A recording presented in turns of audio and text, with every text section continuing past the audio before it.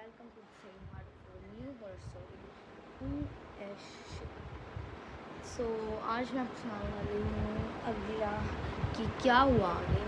तो हमने पिछली बार सॉल्व करा था कि एक लड़की खड़ी थी ऐसे तो चोट करके दरवाजे पे। तो वहीं से स्टार्ट करते हैं। जैसे ही रिया ने दरवाज़ा खोला उसने देखा कि एक लड़की खड़ी तो छोटी करके। वो थोड़ी ऐसे मतलब थोड़ा सा हुआ कि ये कौन है।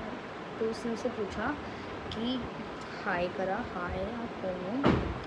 कोई रिस्पॉन्स नहीं आया उसकी तरफ से। उसने फिर से पूछा हाय आप कौन हो, फिर भी कोई रिस्पॉन्स नहीं आया। तब उसने अपनी मम्मी को बुलाया, वो आई। उन्होंने उस लड़की को देखा और जो मम्मी थी वो रिया को बोली यहाँ से चली जाओ, अभी के अभी चली जाओ। रिया को थोड़ा वैसा हुआ कि ये क्या हो रहा है उनको, कि एक लड़की तो खड़ी है, इसमें क्या है, मुझे डांट क्यों रही है। वो फिर और तेज़ से बोलने लगी कि रिया यहाँ से जाओ। तो वो थोड़ी डर गई और उसने कहा ठीक है मम्मी जाओ। वो चली गई। तब उसकी मम्मी उस लड़की को देखा और वो उसकी मम्मी भी थोड़ी डरी। उसने उसके मुंह पर दरवाज़ा बंद कर दिया और जो खिड़की थी वहाँ से देखने लगी। वो लड़की भी खिड़की की तरफ आई।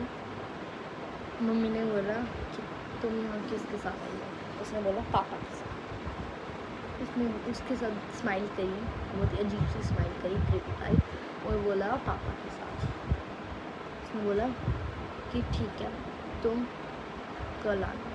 वो चली गई, एक गाड़ी में बैठी और चली गई।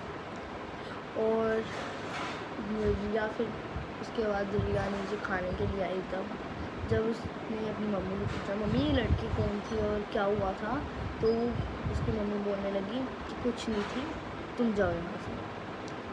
तो वो कहने लगी कि कुछ तो था, ऐसा तो मुझे भी होता कि कुछ तो था। तो उसके मन में ऐसे एक हो गया। रात हुई, सब सो गए। वो सुबह जैसे ही उठे तब फिर से सुबह के 5 बजे फिर से बेल बजी।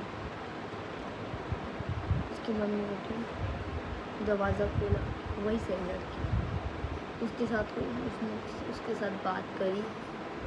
वो उसको घर पे लेके आई, उसको खाना खिलाया, फिर वापस भेजते हुए गाड़ी में, सेम गाड़ी में बैठ के चली गई।